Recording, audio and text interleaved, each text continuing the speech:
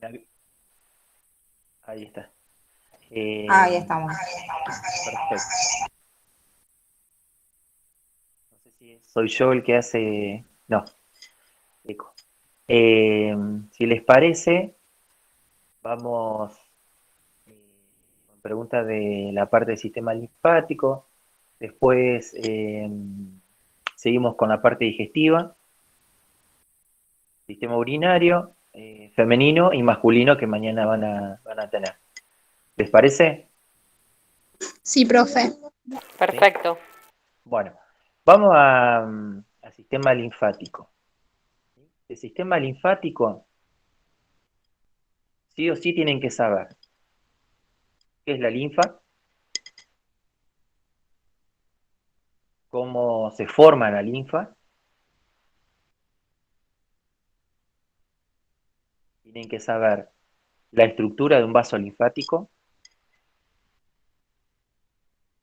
Yo les tiro primero los tips y si quieren los vamos analizando. Eh, Profe, sí, Nahuel, te escucho. ¿podría repetir por favor las preguntas de de qué es la linfa, cómo Eh, se forma? sí, ¿qué es la linfa? ¿Qué es la linfa? Uno cuando se pregunta qué es la linfa, ¿sí? Recuerden que es el concepto. ¿Eh? Ustedes, Sí. cuando ustedes me dicen qué es la sangre es un tejido conectivo, vascularizado. Estamos conectivos. Entonces, ¿qué es la linfa? ¿Cómo se forma la linfa? La estructura de un vaso linfático.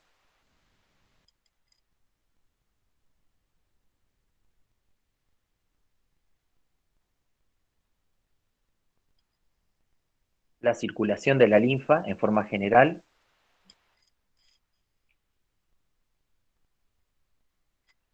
¿La qué, profe?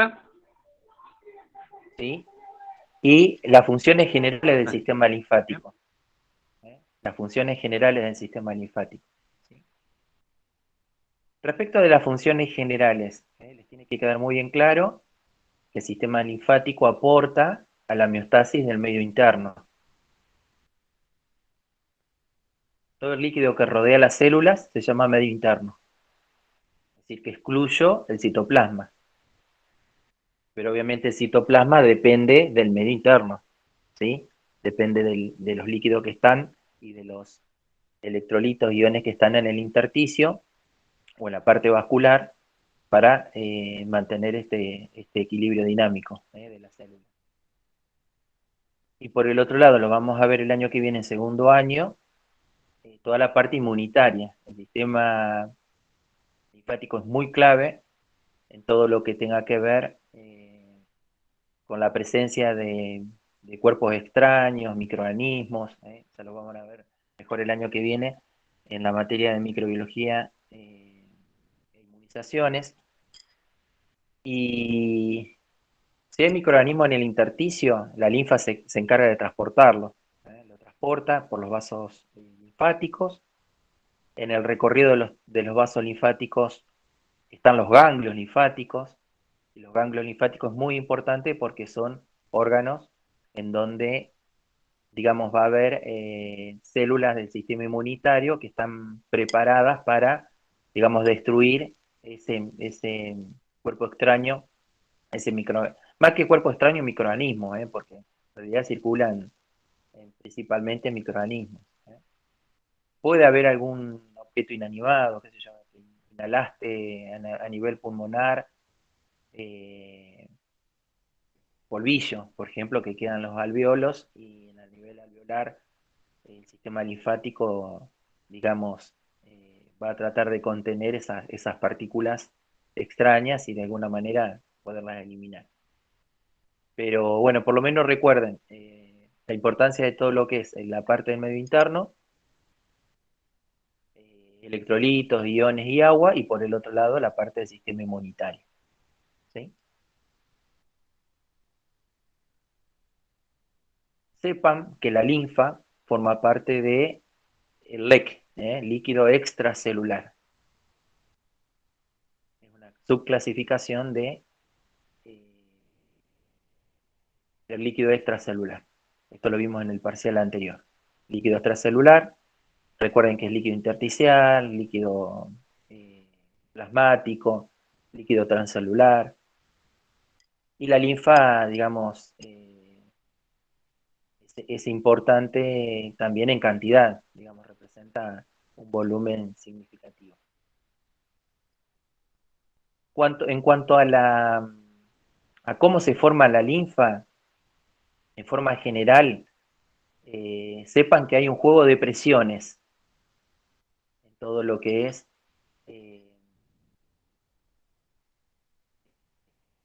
la posibilidad de, tanto del vaso sanguíneo como del vaso linfático, de poder favorecer la circulación. A ver, vamos por parte para que a ustedes les quede claro. Vieron que cuando vimos aparato cardiovascular, vimos que teníamos el corazón como bomba principal eyectora de sangre y que la sangre circulaba en un circuito cerrado de vasos sanguíneos. Vamos, la sangre salía por las arterias y retorna por las venas. Y en ese camino, digamos, encontramos los capilares, que son los vasos de intercambio, que posibilitan, digamos, que elementos que están en la sangre puedan intercambiar con las células. Las células necesitan de nutrientes, necesitan de oxígeno y demás. Pero ¿qué pasa? Hay parte de los capilares que presentan ciertas fenestraciones. Fenestraciones significan pequeñas aberturas, en donde favorece el intercambio. ¿Sí? Cosas que están dentro del plasma, de la sangre, pueden, además de las presiones que ahora las voy a mencionar, pueden favorecer de que pasen al intersticio, y del intersticio a la célula. Y acá hay dos tipos de presiones, ¿sí? Una llamada presión hidrostática. Hay una presión hidrostática dentro, ejercida desde la sangre hacia, hacia el exterior, es decir, hacia la pared del vaso, y por lo tanto permite que el líquido que está dentro del vaso salga hacia el intersticio. Esa presión se llama presión hidrostática capilar. Es muy importante porque esa presión la ejerce, digamos, la circulación sanguínea, y es favorecida por el corazón. El corazón, cuando eyecta la sangre, lo tiene que hacer con una cierta presión para favorecer la circulación. Entonces, la sangre sale del corazón, sale por las arterias de gran calibre, mediano calibre, pequeño calibre, hasta llegar a capilares. Cuando se encuentran con estos capilares que presentan también estas fenestraciones, esa presión que está en el interior del capilar hace que líquido, parte del líquido que es el plasma, salga al intersticio, favoreciendo el intercambio, pero haciendo que parte del plasma pase al intersticio. Ustedes se pueden imaginar que si esto ocurriese sin la posibilidad de recaptar de nuevo parte de ese líquido plasmático, que ahora se llama intersticial, es como que se agotaría la cantidad de líquido que hay dentro de los vasos sanguíneos. El líquido que está dentro de los vasos sanguíneos es la sangre, obviamente, y su parte líquida es el plasma.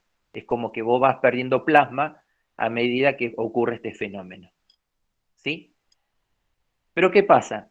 En el intersticio hay un vaso linfático, obviamente, que empieza en modo microscópico, que son los vasos, los capilares linfáticos, que tiene un extremo ciego. Un extremo ciego significa como esta lapicera, en donde su extremo comienza así en el intersticio, no está conectado con nada, y que va a permitir, diga, de alguna manera, reabsorber, recaptar parte de ese líquido plasmático que pasó al intersticio.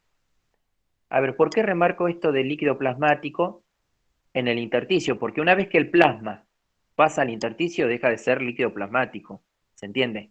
Ya ahora se llama líquido intersticial. Entonces, ¿qué hacen esos vasos linfáticos? Recaptan ese remanente de líquido intersticial. ¿Y cómo surge? Por este juego de presiones. Por un lado, la presión hidrostática que está dentro del capilar, esto lo preguntamos, que posibilita que el líquido, que es el plasma en realidad, el plasma que está dentro del interior del vaso, pueda salir hacia el exterior, pueda salir hacia el intersticio. ¿Sí? Ahora bien, ¿existe una presión hidrostática fuera del capilar? Sí. Y esa presión hidrostática hace el movimiento opuesto. Va a tratar de que el líquido que está en el intersticio lo introduzca al capilar. ¿Cómo se llama esa presión? Presión hidrostática intersticial. ¿Sí? Pero esta presión hidrostática intersticial es de menor valor que la presión hidrostática capilar. Es decir, que la presión hidrostática capilar es clave en que el líquido, no, todavía no estoy hablando de oncótica, vamos por partes. El líquido que está dentro del vaso sanguíneo pueda salir hacia el exterior. ¿Sí? Obviamente la ejerce, como ya se los dije, la presión arterial o el corazón cuando bombea. Bien. Pero resulta, como ustedes aprendieron, dentro de la sangre, además de agua, hay electrolitos, hay iones, como el sodio, las proteínas, etc. Y resulta que cuando estos elementos, y esto sí es importante que ustedes vayan, digamos, reforzando, cuando hay movimientos de proteínas de un compartimiento a otro, es decir, esa proteína, por ejemplo, está dentro del plasma y sale al intersticio, o está dentro de la célula y sale de la célula, o quiere entrar adentro de la célula, esas proteínas, o ese soluto, muchos de ellos se acompañan de moléculas de agua, así que para que se produzca este movimiento de un lado hacia el otro, necesita de moléculas de agua. Por lo tanto, ejemplo, y esto es lo que pasa, un ejemplo, en las enfermedades renales. Cuando el riñón no filtra adecuadamente y me filtra proteínas, estas proteínas cuando pasan a la cápsula de Bowman, me arrastran agua, moléculas de agua. Por lo tanto, además de perder proteínas por orina, pierdo líquido, pierdo agua. Entonces, si yo tengo proteínas en un compartimiento como el plasmático y me pasa al intersticio, ese movimiento de proteínas también me arrastran agua. Por lo tanto, yo pierdo líquido dentro del vaso sanguíneo. El movimiento opuesto es que las proteínas que están en el intersticio, ¿sí?, quieran ingresar al interior del vaso y me arrastren agua. Cuando hablo de proteínas exclusivamente, ¿sí?, yo estoy hablando de presión oncótica. Y eso le tiene que quedar en claro. ¿Estamos? En cambio, cuando ese mismo movimiento lo hace el sodio, porque el sodio donde se mueva genera el mismo efecto, ya la presión cambia de nombre, no se llama oncótica, se llama osmótica. ¿Sí?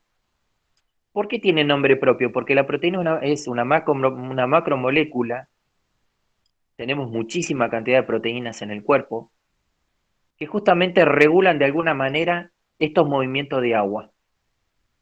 Cuando yo pierdo proteínas a nivel de la parte vascular, sí o sí, las tengo que regenerar de alguna manera. Ustedes cuando ya estén trabajando van a ver que al paciente se administra proteínas en forma endovenosa, justamente para mantener ese volumen de sangre y por lo tanto no perjudicar a la tensión arterial, porque está muy relacionado. Entonces, en definitiva, como para que ustedes entiendan, ¿la linfa de dónde se va a formar? Se va a formar de que hay un pasaje del líquido plasmático al intersticio, que ahora se llama líquido intersticial, y que un vaso linfático es capaz de recaptar parte de ese líquido intersticial. Obviamente, ese líquido intersticial, cuando está en el interior del vaso linfático, ¿cómo se va a llamar? Linfa. ¿Estamos? Se va a llamar linfa. Por eso, cuando uno les pregunte la composición de la linfa, van a ver que la composición de la linfa es muy similar al líquido intersticial. Y que el líquido intersticial es muy similar al líquido plasmático. Lo único que va a diferir entre uno y en otro en cuanto a la composición es la cantidad de proteínas. Por ejemplo, ¿dónde tengo mayor cantidad de proteínas? Dentro del vaso sanguíneo, no tanto afuera, porque la proteína es un elemento fundamental para el cuerpo humano. ¿Se entiende? Entonces, para redondear, y con esto, a ver, dejo unos segundos si se entendió o no. Las arterias se continúan con las venas, es un circuito cerrado, pero hay una parte en donde hay capilares fenestrados que permiten, más el efecto de la presión hidrostática, que el líquido que está dentro del interior del vaso salga al intersticio. ¿Estamos? Hay un vaso linfático que tiene un extremo ciego, esto que yo les decía que tiene un inicio, un inicio sobre el intersticio, que lo que va a permitir es reabsorber, recaptar gran parte de este líquido intersticial, circular por los vasos linfáticos, y obviamente cuando yo les pido digamos, la circulación, toda la linfa va en realidad a terminar en la aurícula derecha, es decir, va a volver a la circulación sistémica. Por lo tanto, para que ustedes entiendan, todo el volumen de líquido que circula por el aparato cardiovascular se va a mantener en forma homeostática. Estamos, todo lo que sale del corazón, el volumen de sangre que sale del corazón, de alguna manera tiene que volver al corazón. ¿Se entiende? No hay pérdida de sangre. La pérdida de sangre es hemorragia. Acá no hay hemorragia, sino que hay pérdida de plasma al intersticio. ¿Cómo se llama cuando pasa al intersticio? Líquido intersticial. ¿Cómo se llama cuando se recapta ese líquido intersticial en un capilar linfático? Linfa. ¿Hacia dónde termina drenando la linfa? Hacia los troncos venosos brachiocefálicos, valga la redundancia, son venas. Ambos troncos brachiocefálicos, que no lo preguntamos, terminan en la vena cava superior, y la vena cava superior termina en la aurícula, ¿sí?, derecha. Y ahí, digamos, iría a la circulación primero pulmonar y después la sistémica. ¿Sí? Entonces, mínimamente, ¿qué presiones entran en juego? La presión hidrostática, que está a nivel del capilar, presión hidrostática, que está a nivel del intersticio, y el juego de presiones que intervienen tanto la presión oncótica de las proteínas dentro del capilar como las que están en el intersticio, y de aquellos solutos que tienen este poder osmótico, este poder de a donde pasen de un compartimiento a otro, arrastran agua. Otro ejemplo más claro, ustedes tienen la célula. Si entra demasiado sodio al interior de la célula se hincha, se dematiza, para que me entiendan, ¿eh? ¿Y qué le puede pasar a la célula? Estalla, se lesiona y estalla. El movimiento opuesto es que el sodio salga de la célula, arrastra agua, ¿y qué le pasa a la célula? Pierde agua, se deshidrata, ¿sí? Lo comento en forma general como para que ustedes se ubiquen, porque en realidad la célula es sabia, la célula lo que va a tratar de evitar es no deshidratarse ni sobrehidratarse. Por eso está la bomba sodio-potasio, por eso está esta selectividad que tiene la membrana plasmática, de decir, bueno, a vos te dejo pasar, a vos no te dejo pasar.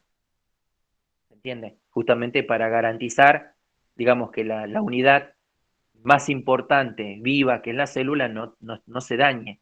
Porque si se daña una célula, depende de qué célula se puede llegar a regenerar o no. Se muere una neurona, como lo vamos a ver en el próximo parcial, y hasta ahora no se regenera. ¿Estamos? Entonces, ¿cómo puede llegar a venir la pregunta? En cuanto a la formación de la linfa, ¿sí? Que entra en juego presiones, por lo menos sepa los nombres de las presiones, que es un balance de juego de presiones donde el líquido tiende a salir, no a entrar. Eso con respecto al primer paso. Ahora, desde el extremo ciego para que entre al vaso linfático es el juego inverso. La presión que está en el intersticio tiende a permitir que entre hacia el vaso linfático. Y vuelvo a decir, no en vano, tiene un extremo ciego. ¿Sí? ¿Alguna vez algunos de ustedes han intentado extraer, no sé, les comento, supongamos que quieren sacar nafta de un tanque? Vieron que agarran una manguera, ese extremo ciego, la punta de la manguera lo ponen al interior del recipiente, ejercen una presión de succión y después vieron que circula solo. Es decir, que lo que está dentro tiende a salir. Bueno, digamos, hay un juego así, a nivel del intersticio con el capilar, ¿sí? En donde este juego de presiones permite que desde el intersticio ingrese al vaso linfático. Ahora, dentro del vaso linfático tiene que haber estructuras que también permitan la circulación de la linfa. Y eso sí lo preguntamos. La estructura, digamos, del vaso linfático es muy parecida a las venas, con la diferencia de que tiene mayor cantidad los vasos linfáticos respecto a la vena. Válvulas. Válvulas. Tiene mayor cantidad de válvulas. ¿Estamos? Tiene mayor cantidad de válvulas. ¿Sí?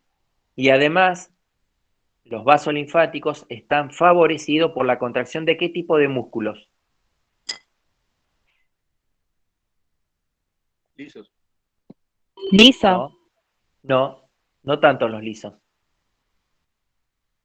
Pensando en los miembros inferiores, que también Músculo favorece el esquelético. retorno venoso. Gloria, Músculo esquelético, profe. los músculos esqueléticos, los músculos esqueléticos son muy importantes también para el retorno tanto de la linfa como el retorno venoso. ¿Sí? Generan esta presión negativa de succión, es decir, que el vaso pase hacia el interior. En cuanto a la composición de la linfa, recuerden que les dije que es muy parecida a la composición del líquido intersticial. ¿Qué elementos puede llegar a tener la linfa? ¿Tendrá agua? Sí. ¿Tendrá electrolitos?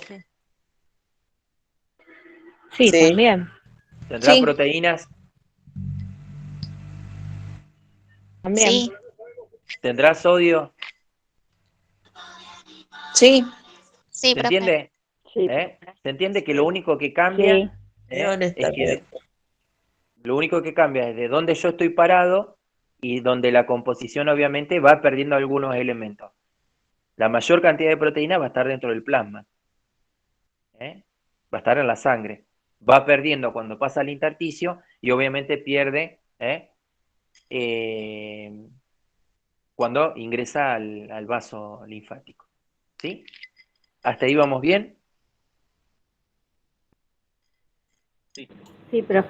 A mí me Bien, gustaría, fíjense ahí justo, Dante, mira, justo puso la estructura, la estructura este vendría a ser un vaso linfático pequeño, microscópico. Dante, te cedo la palabra. No, a mí creo que la explicación es bien concreta con respecto a lo que es linfático. Es un tema, yo siempre recalco lo mismo, es un tema que en años anteriores no se estaba dando. Entonces, este año tuvieron la ventaja de poder contar con las clases teóricas y prácticas del linfático.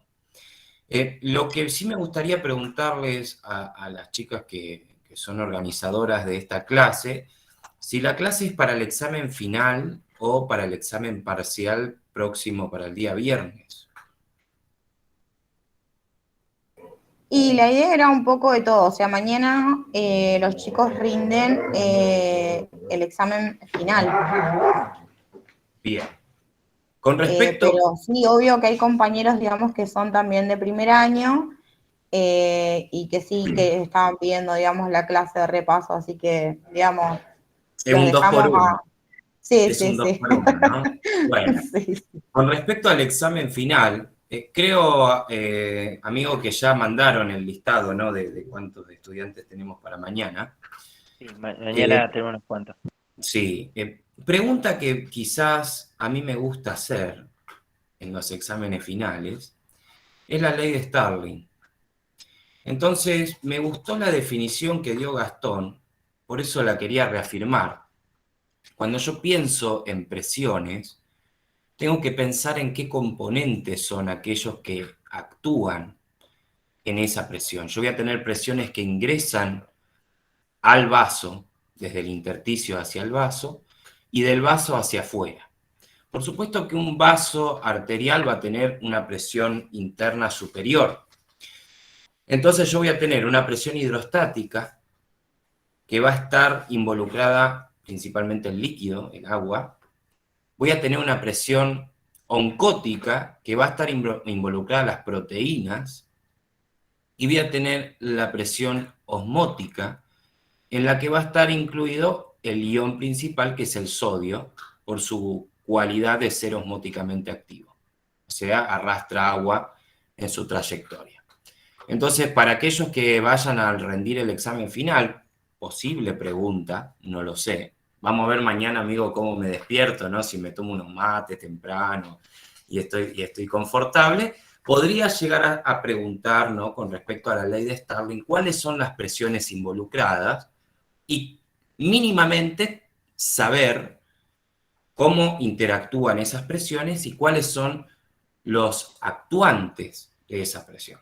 ¿Está? Entonces, me gustó la definición bien concreta que diste vos, compañero, para que la tomen para sí, porque después les va a ayudar. Nosotros estamos siempre hablando desde lo fisiológico, ¿no? En biología siempre hablamos de lo fisiológico, pero después yo si lo tengo que trasladar a los próximos años a una cuestión patológica, como por ejemplo podría ser una herida de arma de fuego, una herida de arma blanca, que me puede producir algún tipo de hemorragia, un traumatismo severo. Entonces allí también interactúan, la pérdida de líquido se interactúa directamente o hace acción directa sobre estas presiones. También puede estar referido a problemas renales, ¿no? Un problema renal en el cual hay pérdida por filtración de proteínas. Entonces, bueno, todo esto yo lo tengo que el año próximo y los venideros tengo que saber la base. Y la base es lo fisiológico. ¿Está? Entonces, no quería dejar pasar eso porque lo considero una pregunta muy importante que seguramente va a estar en el examen parcial para el próximo viernes y posiblemente podría ser una pregunta de final porque son temas íntimamente relacionados con lo que podríamos llegar a ver en años siguientes, como por ejemplo cuando le dimos la importancia al sistema renina-angiotensina-aldosterona. Nada más que eso como para dar ahí un ajuste porque no me gustaría que se pierda esa idea. Perfecto. Y además porque, muy bien como dijo Dante, la ley de Starling favorece la circulación de la sangre se denomina de alguna manera hemodinamia, ¿sí? Y la hemodinamia significa que la sangre circula correctamente, cumpliendo sus funciones y no compromete la vida del paciente. Cuando ustedes escuchen, está comprometido hemodinámicamente, no está estable, significa que tiene una afección cardiovascular o tiene afección valga la redundancia, o afección cardíaca o de los vasos sanguíneos o afección a nivel de el volumen de sangre circulante. Esto es importante, mantener la volemia, que los vasos sanguíneos funcionen correctamente y que el corazón de alguna manera se contraiga y cumpla su función, principalmente eyectora. ¿Alguna otra pregunta que puede entrar en sistema, para la parte del sistema linfático? ¿Sí? Es el drenaje final. No sé si tenés. Ahí con respecto a la estructura del vaso está muy interesante. No sé si Dante tenés algún puntero como para mostrarle el extremo ciego del vaso. Fíjense en la flecha que hace a la circulación de cómo ingresa ese excedente de líquido intersticial y ya a ese nivel del vaso ya se llama linfa, no se llama más líquido intersticial. ¿Se entiende? Fíjense en las válvulas y que, digamos, es unidireccional. ¿Sí? Comienza en un extremo ciego y sigue ascendiendo hasta estaciones intermedias, nosotros lo llamamos así, que son los ganglios linfáticos. ¿Sí? De ganglio linfático principalmente, ahí tienen, miren, todo el recorrido, toda la linfa y todos los órganos que de alguna manera intervienen en la parte linfática. Esto, vuelvo a decir, lo vamos a profundizar el año que viene en microbiología. Una pregunta. Sí. Perdón, ¿hay una presión que ejerce desde del vaso linfático para absorber, digamos, En, el re- líquido intersticial? en realidad el vaso linfático, a ver si vos me podés poner de nuevo el vaso linfático ahí, vas a ver que el vaso linfático tiene trabéculas, tiene vasos que llegan, el del ganglio, El perdón, vaso Dante. linfático no es que va a drenar, Miren no. este gráfico, miren este gráfico. Fíjense en todos los vasos que llegan al ganglio y el único vaso que sale del ganglio. No sé si vos con el puntero lo podés ir indicando cuáles serían los vasos que llegan. A ver, los vasos aferentes, es decir, que llegan al ganglio, y el vaso eferente, que es uno solo, que sale del ganglio. ¿Tenés puntero ahí por las dudas? Ahí lo está señalando, a ver. Sería, Lo perdón, estoy sería señalando. de las flechitas que están entrando. Claro, lo que está arriba de todos, lo que están arriba de todos, son cortes de los vasos aferentes. ¿Estamos? Ok. Muy bien ahí como dice Rodrigo. Llegan varios vasos, pero sale uno solo. Y fíjense que dentro de la composición, es como, esto me hace recordar cómo el río a medida que recorre, si se subdivide, forma pequeños arroyitos y pequeñas islas, y esto es exactamente igual. El ganglio está subdividido donde hay circulación de linfa, se pone en contacto con las células inmunitarias y ahí actúan las células del sistema inmunitario que lo van a ver el año que viene. ¿Estamos? La inflamación de un ganglio significa que hay algo raro que entró por el vaso aferente. Puede ser una bacteria, un virus, ¿se entiende? Entonces, desde la semiología, que también lo van a ver en tecnología, cuando usted hace una palpación del ganglio, que pueden estar acá abajo, un ejemplo, acá abajo en la zona submaxilar, submandibular, estamos, cuando ustedes palpan un ganglio y está inflamado, está hinchado, está aumentado de tamaño, es muy probable que en ese ganglio estén actuando las células del sistema defensivo porque han, digamos, encontrado, sería un filtro, también actuaría como filtro de la linfa, han encontrado un antígeno, se le dice, un cuerpo, un microorganismo, por ejemplo, y lo van a atacar y destruir, obviamente.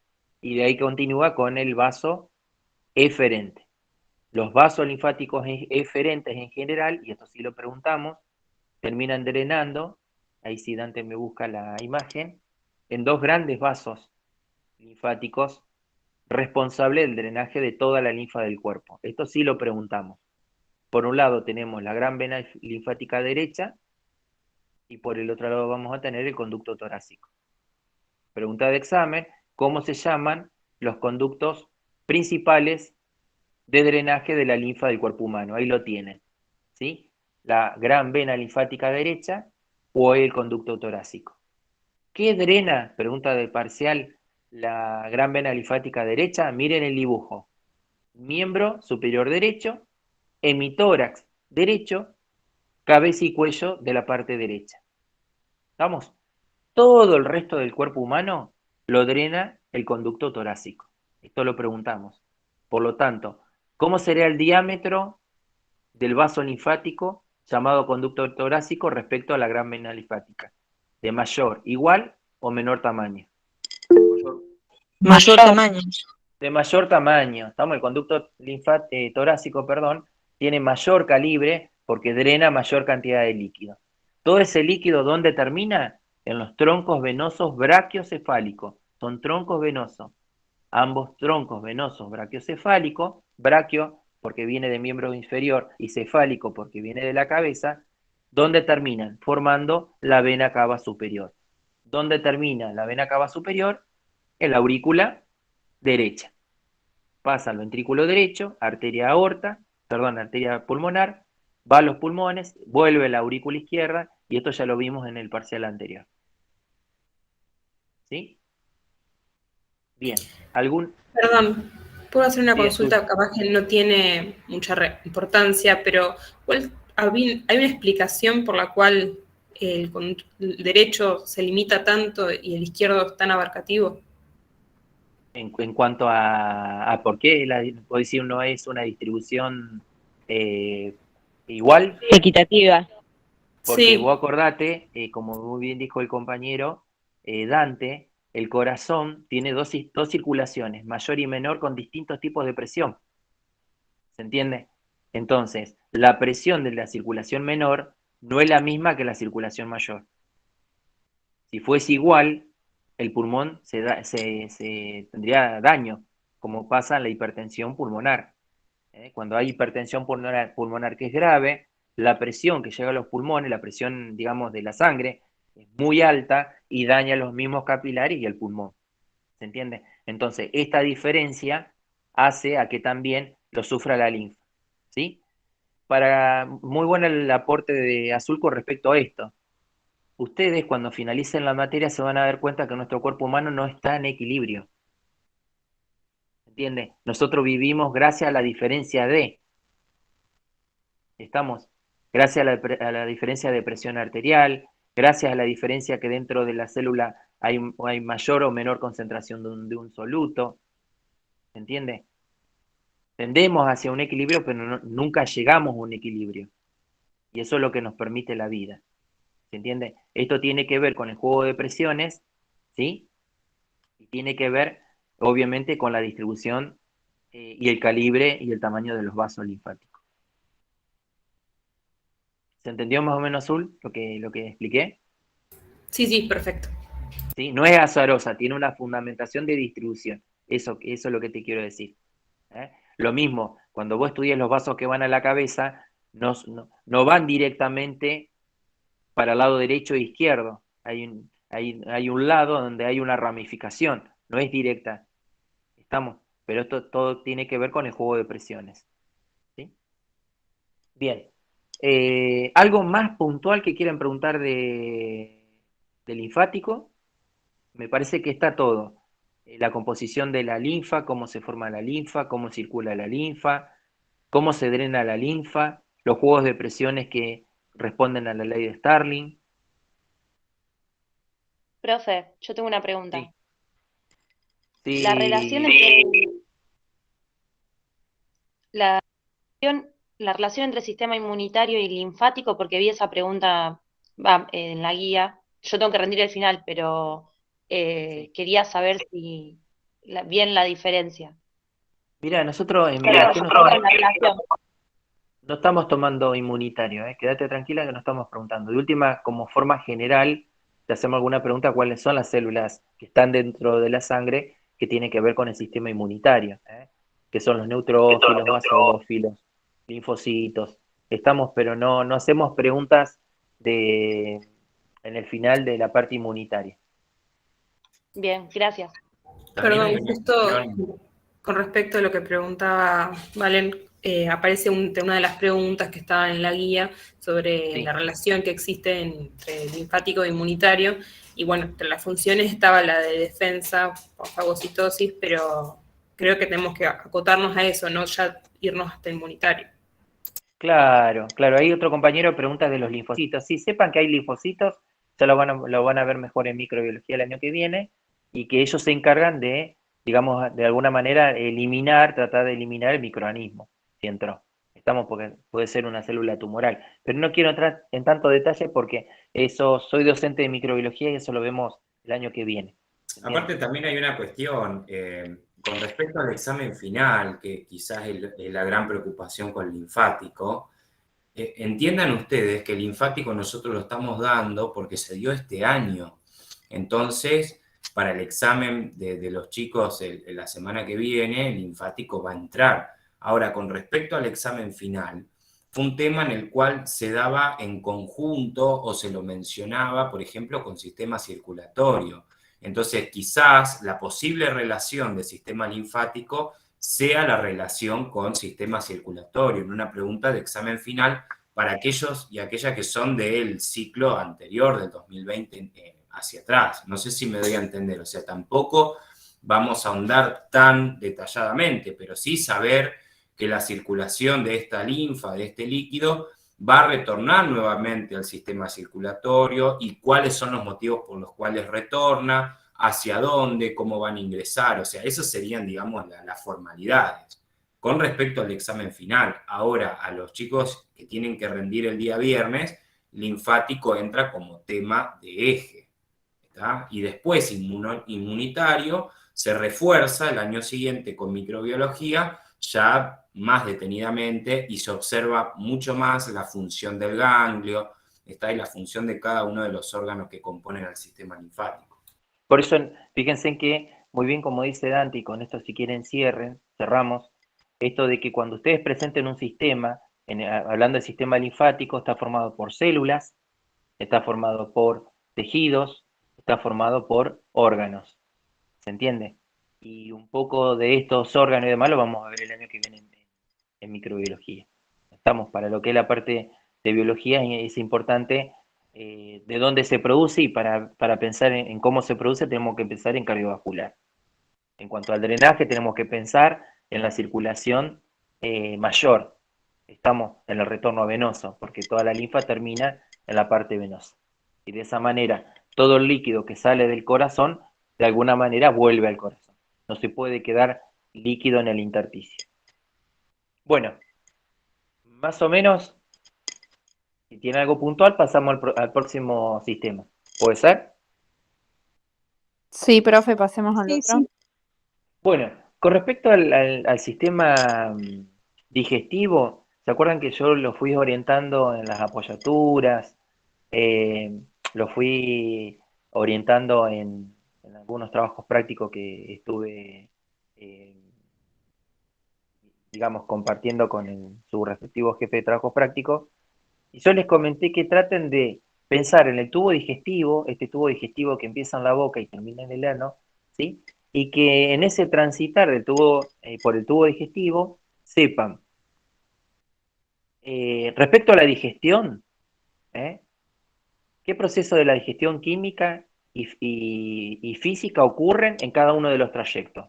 Entonces, que hagan ustedes como el recorrido, el itinerario, decir, bueno, empiezo en la boca y qué va pasando en la boca, qué fenómenos fisiológicos ocurren en cuanto a lo físico, por ejemplo, la masticación, y en cuanto a lo químico, la intervención de enzimas. Entonces, ¿qué les tiene que quedar en claro para el examen? Que con respecto a la parte química, ¿sí? En general intervienen secreciones, secreciones. ¿Y las secreciones quién la produce? Glándulas, ¿sí? Glándulas. Y que esa secreción tiene una finalidad, intervenir o favorecer la digestión. Por lo tanto, ¿qué va a contener esas secreciones? Muchas veces, muchas de las cuales contienen enzimas, enzimas digestivas. Entonces, sepan las enzimas digestivas, cuáles son, sepan en qué tipo de nutrientes intervienen, por lo menos en forma general, qué hacen las proteasas, qué hace la milasa, ya sea la milasa salival como la milasa pancreática, qué hacen las lipasas, como las enzimas más significativas en cuanto al aprovechamiento de los nutrientes, ¿sí?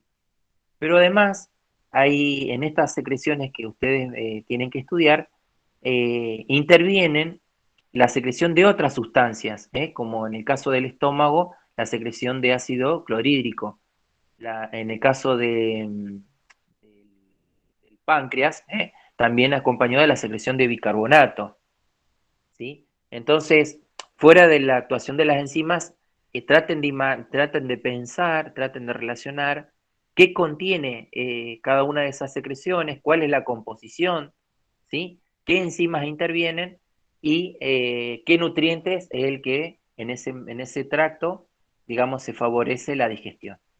Estamos, a ver, le hago en forma general. A nivel de la boca, ¿hay digestión de proteínas?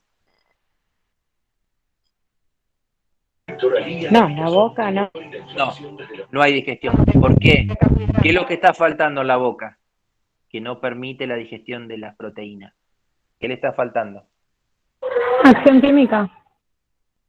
Sí, pero específicamente ¿qué? Que recién lo mencioné, que tienen que saber. Las enzimas. La Proteasa. enzima. Una intervención. No hay ninguna proteasa en la boca. Y además, ¿por qué? Porque usted se imagina que si comen, digamos, ahora cuando cenen, comen un bife de carne, se entiende en la boca, digamos, necesitan más procesos para esa fibra muscular y proteica, digamos, transformarla en partículas más pequeñas. Necesitan más procesos.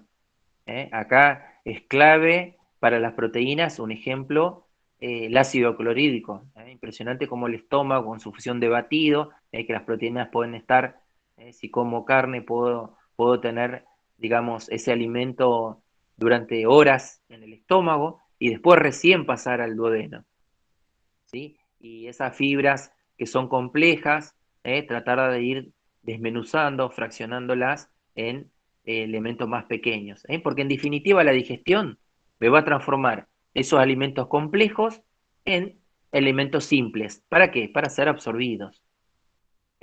¿Dónde se absorben principalmente? El intestino delgado. ¿Y a dónde pasan? Al torrente sanguíneo. Ahora, pregunta de parcial. La vía, ¿sí?, en donde ingresa, es decir, una vez absorbido, la vía que es transportado es distinta según el nutriente. Los glúcidos van a ser transportados por vía sanguínea, las proteínas por vía sanguínea, pero los lípidos no son transportados por vía sanguínea, son transportados por vía linfática. Y acá le agregamos algo que no lo mencionamos recién en el sistema linfático. También el sistema linfático permite la circulación de aquellos nutrientes lipídicos que han sido absorbidos en la vellosidad intestinal y son transportados por la linfa para después recién pasar a la circulación sistémica. Esto por una cuestión de estructura química. Ahí tengo que volver, perdona que te corte, amigo, ¿no? Pero bueno, ahí tenemos que volver otra vez al primer examen, a la primera unidad, y pensar en las moléculas liposolubles y las hidrosolubles. Hay que volver a repasar ese tema porque está íntimamente relacionada con la absorción a nivel intestinal.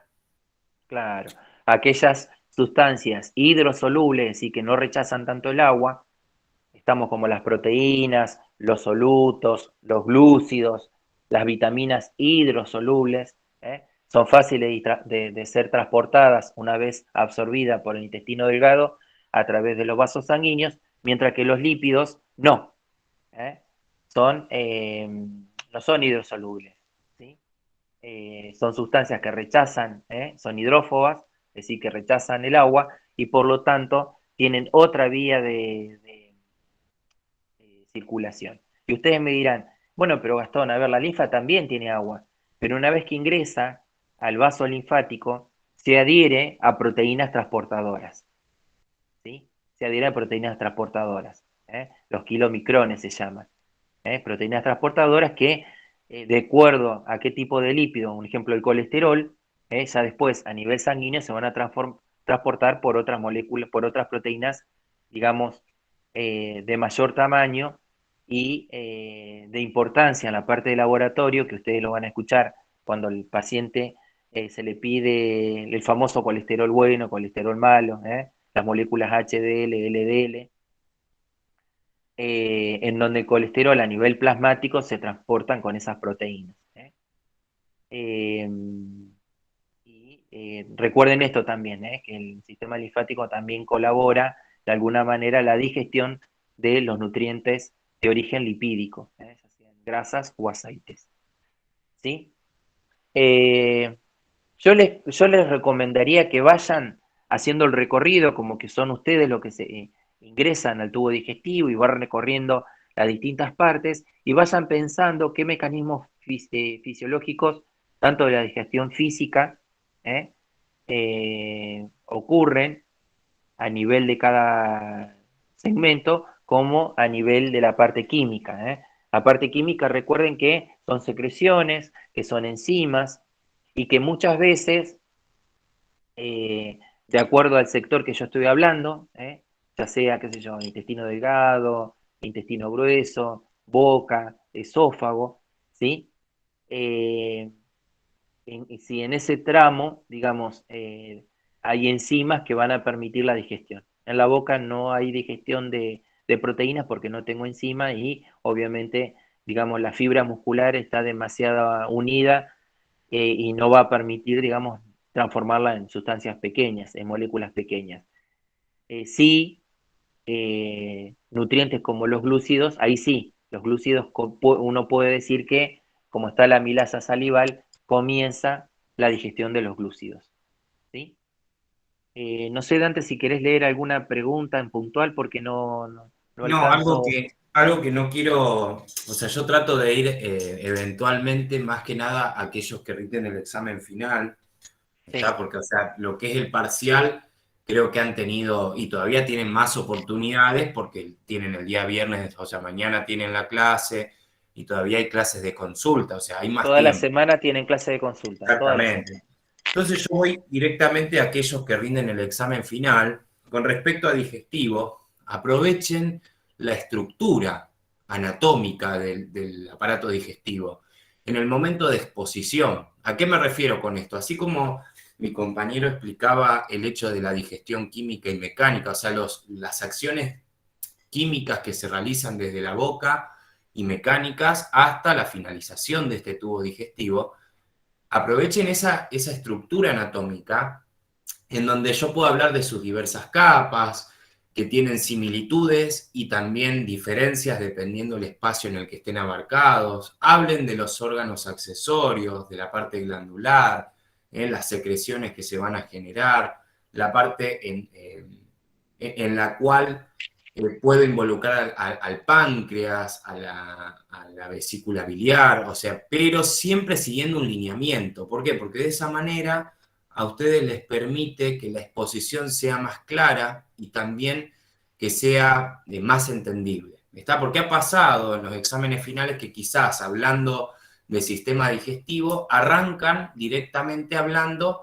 de lo que sucede a nivel del estómago. ¿Está? Y luego lo que pasa, por ejemplo, no sé, siguiendo el tubo digestivo a nivel del duodeno, y pasamos por alto todas las acciones que se generan en el comienzo de ese tubo digestivo.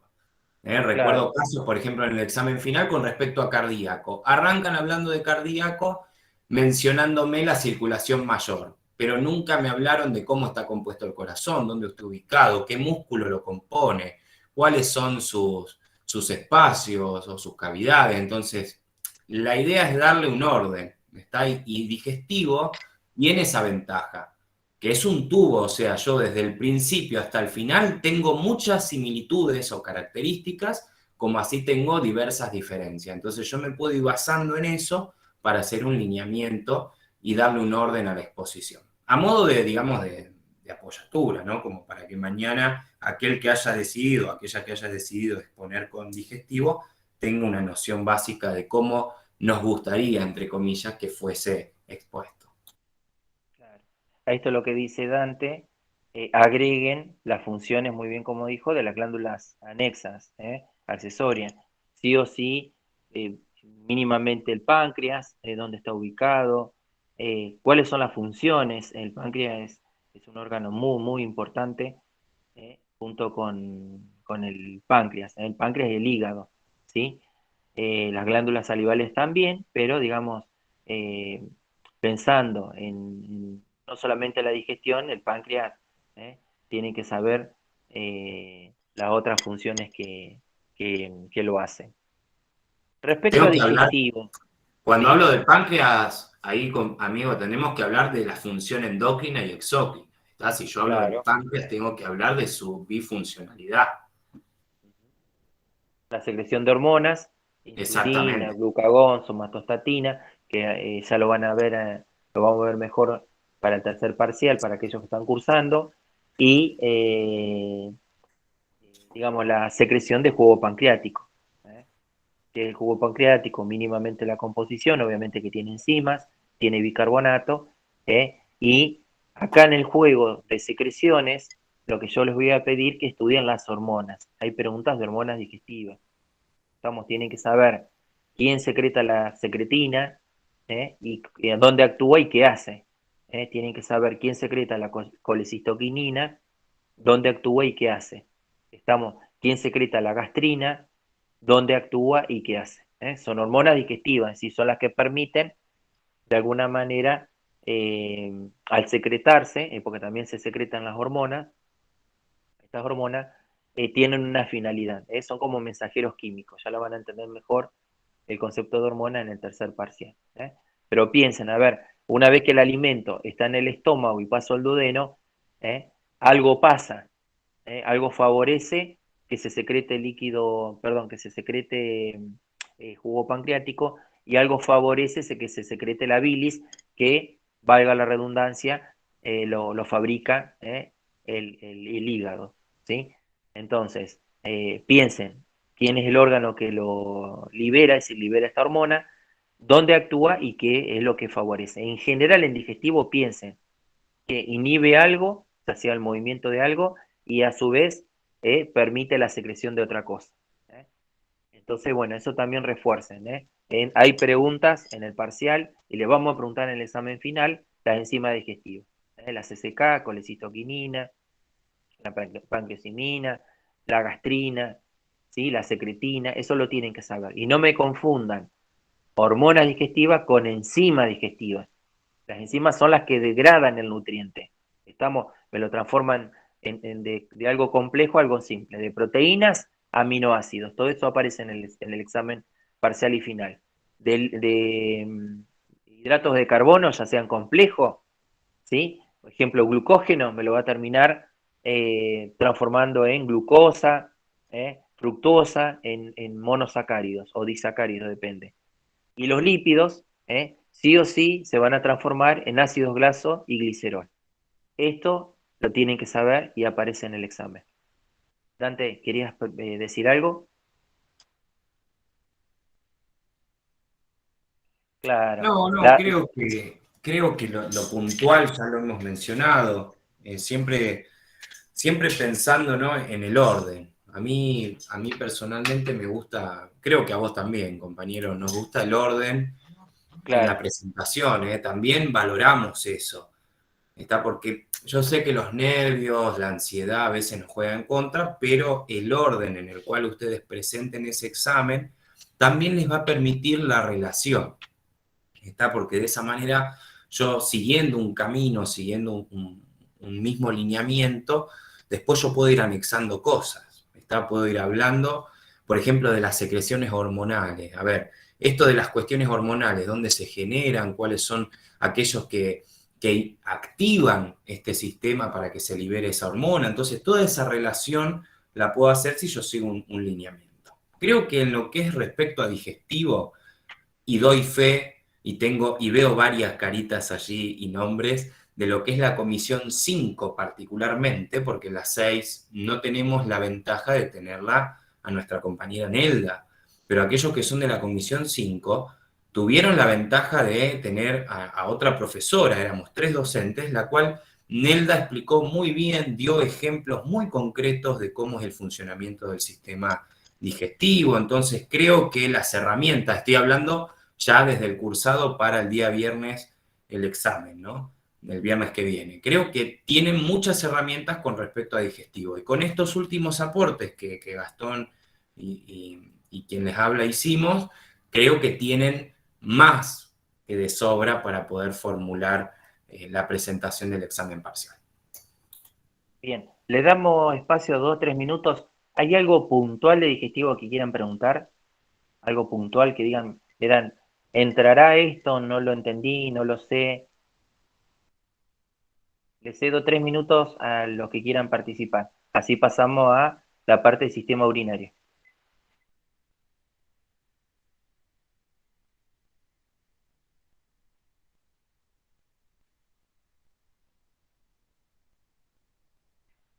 Les habilito el micrófono, no sé si están... ¿Pueden hablar por el micrófono o no? ¿O solamente es por...? Sí, adelante, ahí Gisela, a ver. A ver, dale, te escucho. Profe, perdón, cuando dijo de órganos accesorios, en el sistema linfático, el vaso, también tenemos que saber un poco. No, eso lo vemos el año que viene en micro. Perfecto, gracias. Sí, saber que el vaso, digamos, son accesorios al sistema linfático, eso sí. No su funcionalidad, está solamente No la estructura, Exacto. tampoco. Ni la estructura ni la función, solamente nombrarlo como accesorio. Ahí sí, Gloria puso un signo de pregunta, no sé si... Un signo de pregunta, no sé si no sé pregunta si viene algo respecto a esto o no entiende nada. Y ahí Cintia también tenía una pregunta. Vamos. Pregunta sobre las glándulas salivales, me parece. Sí. Si es necesario saber dónde desembocan los conductos. No, en cuanto a la desembocadura, no, pero sí por lo menos la composición de la saliva. ¿Qué va a contener la saliva? Mínimamente. Así como, claro, va a contener enzima, obviamente agua, y recuerden que a nivel de la boca favorece mucho la formación del bolo alimenticio. Eso sí tienen que saber. Cómo se denomina el alimento a medida que recorre las distintas partes de este tubo digestivo: bolo alimenticio, quimo y quilo. ¿Estamos? Profe, una consulta. En el tema del intestino grueso, Sí. ¿la materia fecal absorbe el agua o es al revés? ¿El intestino grueso absorbe el agua de la materia fecal, digamos? Eso es lo correcto, Cintia, lo segundo. Lo segundo. Ah, listo, El listo. intestino es el que Porque... absorbe. Vamos, la materia sigue su camino. Listo. Eso es lo que tenía la duda, si era de un lado o del otro. Bien. Gracias. Recuerde que prácticamente no se absorben nutrientes y sí comienza la reabsorción de agua, Sí, sí, los nutrientes en el intestino delgado. En la principalmente en el absorción. hígado. Perfecto, uno ilion, principalmente. ¿Alguna otra pregunta más? Y pasamos a sistema urinario. Profe, Sí, Gloria. profe, pero la mayor parte la mayor parte de agua se absorbe en el intestino delgado, ¿verdad? A ver, si dijimos que los nutrientes la mayoría se absorbe en el intestino delgado. Sí, pero mi pregunta ¿Entiendes? era si el agua también. O sea, la mayor cantidad de agua se absorbe en Se el intestino absorbe delgado. agua porque favorece la absorción también de nutrientes, pero acordate que la materia fecal en en la parte derecha del intestino grueso es prácticamente semilíquida. Después sigue perdiendo agua y se forma, digamos, la materia fecal pastosa, semisólida. ¿Se entiende? Te imaginas que esto es lo que le pasa a los constipados. Si vos tomas el que es constipado, que toma poca agua y demás, tiene todo trastorno en el intestino grueso. Estamos porque en vez de haber un contenido semilíquido, hay un contenido semisólido, y claro, a medida que avanza la materia fecal, más dura se pone, y bueno, después, cuando llega a nivel del colon sigmoide en el recto, llega un bolo, o puede ser un bolo en la mitad del camino, que es lo que le ocurre en general a los adultos mayores. Los adultos mayores Ahí no toman agua, y pueden hacer un bolo fecal en cualquier parte del intestino grueso. también recordemos allí algo que mencionaba Nelda con respecto al movimiento, a este movimiento peristáltico, ¿no? Entonces, fuera de lo patológico está la importancia del movimiento continuo de estos elementos, ¿está? Porque si esto sucede, la detención del movimiento, y encima hay menor reabsorción de agua, vamos a tener un problema. Justamente lo que mencionaba el profesor, ¿no? Allí sucede esto del bolo fecal, ¿no? Que justamente lo que sucede es hay disminución o puede ser por una disminución del movimiento, o puede ser porque hay... es muy bajo el contenido de agua. Exactamente, hay un nivel muy bajo en esa materia fecal. No toma agua, entonces al no tomar agua no favorece la secreción de líquido, de la secreción de líquido intestinal, porque en el intestino también se secreta líquido. Estamos que favorece, que le da digamos, la viscosidad a la materia fecal para que avance, porque si no, se imaginan que sería totalmente doloroso y hasta perceptivo por dónde va la materia fecal. Lo Eso no sentiríamos ocurre. continuamente. Re molesto. Sentiríamos... Lo que sí sentimos son los flatos, los gases. Uno siente la distensión abdominal, siente por dónde más o menos puede estar y hasta los elimina, obviamente. Y también otra cuestión, yo lo puedo ver desde los dos ángulos, o sea, una restricción del líquido, como también en un paciente con, por ejemplo, una diarrea excesiva, ahí entra en juego otra cuestión, que no es solamente la pérdida de agua, también tengo que pensar en la pérdida de esos jugos intestinales y la pérdida de muchos nutrientes también que no se logran reabsorber. Y ahí puede entrar en juego también el exceso de movimiento, ¿no? Porque ahí hay una elevación del movimiento peristáltico también relacionado. Entonces, ahora lo importante es saber estas funciones. Por eso muy buena la pregunta de Gloria. ¿Dónde se van a reabsorber los nutrientes? ¿Dónde se va a reabsorber el agua? ¿Qué funcionalidad cumple ese movimiento peristáltico? Son preguntas de examen y son preguntas de relación justamente con respecto al tema digestivo. Bien, siempre el alimento o el quimo o el kilo, materia fecal, siempre tiene que tener un sentido de avance. Siempre. Si tiene un sentido inverso, es patológico. ¿Estamos? Nunca del estómago tiene que ir al esófago, nunca del duodeno tiene que ir al estómago, nunca el intestino delgado tiene que volver al estómago, nunca el intestino grueso tiene que volver al intestino delgado. Si ocurre eso, hay algo patológico. Bueno, viendo el horario, ¿algo más que quieran preguntar de digestivo, a bien en forma general? Yo creo que ese es el lineamiento. Eso es lo que tiene muy bien, como dijo Dante, estudiar el tubo digestivo, saber y ubicarse y hacer un recorrido, como que son ustedes los que están recorriendo ese tubo, y qué pasaría en cada órgano, sin tratar de saltear, no pasar de la boca al estómago sin saber qué pasa en el esófago, no saltear qué pasa en el estómago, ¿estamos? Sin saltear, obviamente, el esófago primero y el duodeno después. ¿Algo más puntual que quieran preguntar? ¿O que quede Yo, duda y pasamos al sistema urinario? Sí, sobre Lucía. la absorción de los nutrientes, a nivel del duodeno, ¿se da en la primera porción Porción. o en la segunda? En la segunda. Lo más importante es la segunda porción del duodeno. Pregunta de parcial. De las 4 Ok, porciones que tiene el gracias. duodeno, la más importante es la segunda, en donde la cabeza del páncreas hace una simbiosis, este es el intestino, el duodeno, hace una simbiosis. Esa simbiosis, digamos, es tan estrecha que cuando hay un tumor, un cáncer en la cabeza del páncreas, tienen que sacar el duodeno también. ¿Estamos? Es como la llanta al neumático, está íntimamente Ujú. relacionado. Aparte se encuentran los conductos también ahí. Ahí está, claro, ahí desemboca el conducto pancreático que va a traer el jugo pancreático y el conducto colédoco que va a traer la bilis. Es muy importante qué es lo que pasa a nivel de la segunda porción del duodeno. ¿Estamos? ¿Algo más que quieran Compañero, preguntar? lamentablemente yo tengo un compromiso, así que me queda un ratito nomás como para Dale. poder acompañarte, ¿sí? Me quedo unos minutos más. Si te parece, porque todavía nos quedan muchos temas. O sea, la idea es dar un repaso concreto de los temas que pudiesen llegar a entrar en el examen. ¿Sabés cuál es mi intención? Por eso mi pregunta al comienzo de la clase es darle una ayuda a los que rinden mañana, y lo que es con respecto al examen del día viernes próximo, todavía tienen muchas posibilidades, por eso siempre recomiendo que utilicen las clases de consulta, utilicen todas las herramientas que existen de parte de la cátedra. Porque quizás haya alguna pregunta, más que nada aquellos que rinden mañana, con respecto a otro tema que no sea estos 5 o estos 4 que abordamos nosotros hoy con respecto al examen del día viernes. Quizás hay una pregunta más relacionada a otro tema que se haya dado o que todavía no se dio y que también necesiten preguntar. Utilicen este medio para hacerlo. Otra pregunta y la última.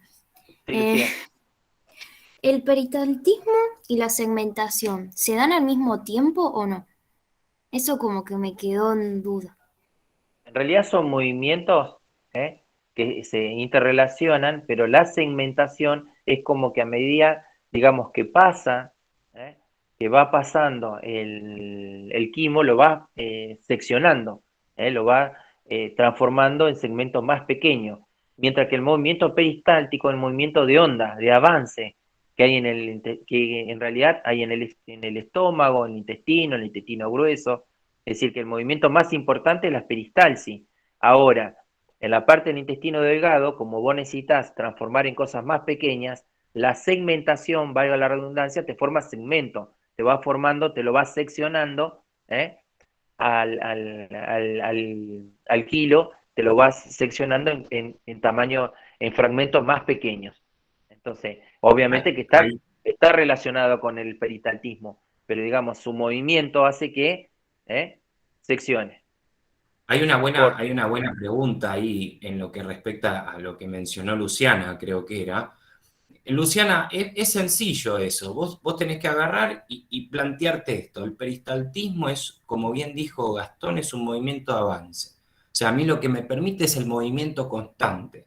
Y ese movimiento constante me permite que ese material, que va a tener diversos nombres dependiendo la sección en la cual, de ese tubo digestivo en la cual se encuentre, continúe un trayecto. Mientras que la segmentación a mí lo que me permite es formación. otra vez, valga la redundancia, me va fragmentando, me va dividiendo y me va haciendo porciones más pequeñas de esos elementos. Entonces, por un lado tengo el peristaltismo, que es un movimiento de avance en el cual hay como un transporte, podríamos decirlo entre comillas, de los diferentes elementos dependiendo la sección de ese tubo digestivo donde se encuentre. Y la segmentación ya está íntimamente relacionada, más que nada, en lo que es ir disminuyendo esas cantidades, esos elementos, para ir formando contenidos más pequeños. Bueno, Perfecto. de sistema... ¿Se entendió, Luciana? Sí. Sí, gracias. De sistema urinario, obviamente partimos de lo macro, presente en los órganos del sistema urinario, ¿sí? Y hagan hincapié principalmente, ya sea parcial y final, a los riñones. Los riñones, la macroscopía, ¿sí?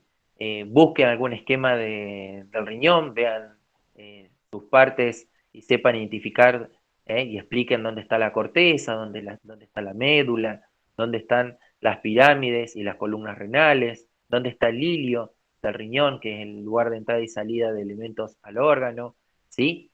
La pelvis renal, ¿sí? Los vasos que entran y que salen. Eso con respecto a lo macro, dónde están ubicados, ¿sí?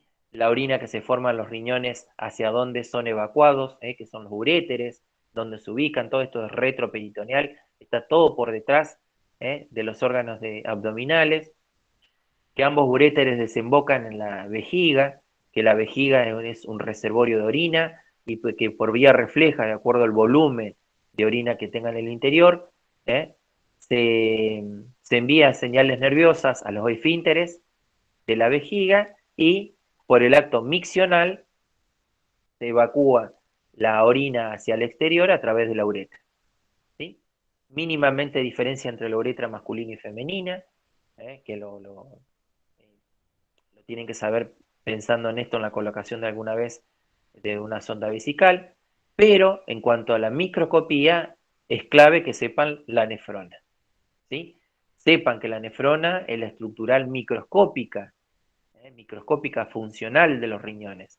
Sepan cómo está formada las secciones, la cápsula de Bowman, túbulo contorneado proximal, el asa de Herle, túbulo contorneado distal, el túbulo colector, ¿sí? Sepan qué es el glomérulo, ¿sí? Que es el ovillo de capilares, que ese ovillo se inicia con una arteriola aferente y que termina en una arteriola eferente, que esa arteriola eferente, pregunta de parcial, ¿sí? Se va a continuar con los capilares peritubulares. La palabra lo dice, peri, que van a rodear al túbulo desde el túbulo contorneado proximal hacia el resto. Sepan las funciones de la nefrona. Sepan las funciones de la nefrona, ¿sí? Sepan la filtración, sepan la reabsorción y sepan la secreción, ¿sí? Acá siempre a veces se confunden cuando están rindiendo y dicen absorción. No, acá es reabsorción. Significa que elementos que están en la sangre, que fueron filtrados, tienen que volver de nuevo a la circulación. Por lo tanto, son reabsorbidos nuevamente al torrente sanguíneo.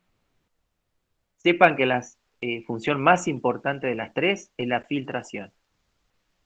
Si el riñón no filtra, se ven afectadas las otras dos funciones, es decir, la reabsorción y la secreción, ¿sí? Sepan que para que el riñón filtre, debe llegar a un volumen de sangre con una presión adecuada de sangre, con una presión adecuada para que se pueda filtrar, ¿sí? Esto me hace recordar como que ustedes quieren, digamos, hacer café, agarran el filtro, ponen el café y le van echando de una gota. ¿Sí? Si ponen de una gota es como que no filtra nada. A ver, va a llegar un momento donde va a filtrar una gota, pero ¿dónde se va a absorber, dónde se va a filtrar bien? Cuando ustedes al café le echen un chorro que lleva presión y ahí se filtra rápido y se forma el café, obviamente. En este caso, ¿qué sería? Que por la arteriola aferente debe llegar una presión suficiente para que a nivel del glomérulo se produzca el filtrado. ¿Qué se filtra? Partículas pequeñas. ¿Estamos? se filtran partículas pequeñas. No me digan en un examen que se filtran glóbulos rojos, que se filtran plaquetas, que se filtran glóbulos blancos, que se filtran proteínas. Si ustedes me dicen eso en un examen, están cometiendo un error y están hablando de algo patológico. Todo lo contrario. A nivel de la cápsula de Bowman, que se produce la filtración, se filtran los elementos más pequeños. ¿Por qué? Porque justamente la membrana de filtración lo permite. Es decir, los poros son de ese tamaño suficiente como para que pasen estos elementos. Entonces, ¿qué va a filtrar? Obviamente agua, sodio, aminoácidos, glucosa, ¿sí? Y ahora piensen en lo siguiente. Como esos elementos son importantes, ¿sí? El cuerpo es sabio, no va a permitir que se eliminen en la orina. Va a permitir, digamos, el cuerpo humano volverlo a recaptar. ¿Dónde lo recapta? Principalmente en el túbulo contorneado proximal. ¿Sí? No tanto en el distal, sino que el túbulo contorneado proximal cumple grandes funciones de reabsorción. ¿Qué reabsorbe? Esas partículas pequeñas que fueron filtradas y que el cuerpo humano las necesita. ¿Estamos? Ya sean aminoácidos, ya sean glucosa, ya sea agua, ya sea sodio. ¿Se entiende? Puede seguir en el recorrido y reabsorberse en otras partes distales, pero principalmente en el túbulo contorneado proximal. ¿Sí? En cambio, la secreción significa que elementos que están en la sangre, que no se pueden filtrar, junto con las paredes de los túbulos, lo liberan a la luz del túbulo, como la urea. La urea proviene del metabolismo, una sustancia tóxica proveniente del metabolismo de las proteínas. Entonces, desde los capilares peritubulares con la pared del túbulo, son secretadas hacia la luz. Por eso es componente de la orina. ¿Sí? Profe, Cuando ¿pueden ser también algunos iones? También, sí, seguro, seguro. Ustedes, ahí lo que quería llegar. Ustedes piensen que hay elementos que están en la sangre que también van a aparecer en la orina. Obviamente que si aparecen es porque hay un excedente.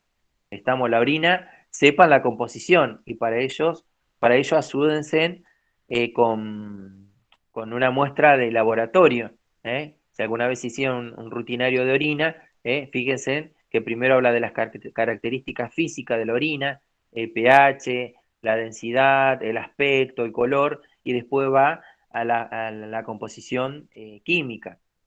Inclusive te dice, por ejemplo, no debe contener proteínas, no debe contener glucosa, no debe contener pus, no debe contener glóbulos blancos. ¿Se entiende? Así que piensen, y hay preguntas de la composición de la orina. Hay preguntas de las funciones de la nefrona. ¿Sí? Y acá siempre viene un tema que lleva clases o días para que ustedes lo entiendan, es que como el riñón necesita una presión para favorecer la filtración, hay un mecanismo sensor de esa presión. Y acá estaría poniéndose en marcha el famoso sistema renina-angiotensina-aldosterona. ¿Estamos? Este mecanismo trata de censar con qué presión llega la sangre a nivel de la arteriola aferente principalmente para, digamos, pensar en esto. Si no hay suficiente presión, no hay filtrado. Si hay una adecuada presión, hay filtrado. Y si hay una elevada presión, hay filtrado pero con daño del riñón. Y esto es lo que hace la hipertensión. Cuando uno tiene hipertensión, ¿sí? Los riñones son uno de los órganos que sufren más. Los riñones, el corazón, el cerebro, porque están recibiendo demasiada presión a nivel del órgano. ¿Sí? Después lo demás, digamos, una vez que se forma la orina, piensen mínimamente el recorrido, tal como lo expliqué, piensen en la estructura general de la vejiga, piensen en el reflejo miccional, piensen en la uretra, cómo es la composición, es decir, las capas que tiene, y hagan la diferencia entre uretra masculina y femenina. ¿Sí? Dentro del sistema renina-angiotensina-aldosterona, si se acuerdan cómo es que se lleva adelante la liberación de la enzima renina, la transformación del precursor que es el angiotensinógeno producido por el hígado en angiotensina 1, que la angiotensina 1 ya a nivel de la circulación, ¿sí? A nivel pulmonar encuentra otra enzima convertidora que la convierte en angiotensina 2, ¿sí? La angiotensina 2 sigue la circulación y a nivel de las glándulas suprarrenales estimula la liberación de aldosterona. Esto lo van a terminar de comprender con la parte de endocrino para los que están haciendo el parcial, para los que rindan el final, como estudian endocrino lo tienen que saber. Y sepan que la aldosterona vuelve a actuar como hormona en el riñón y específicamente en el túbulo contorneado distal, permitiendo la reabsorción, ¿sí?, de sodio y agua, principalmente, ¿sí? Porque en el túbulo contorneado proximal lo ha hecho directamente por efecto de gradiente de concentración nada más, pero acá por efecto hormonal, ¿sí?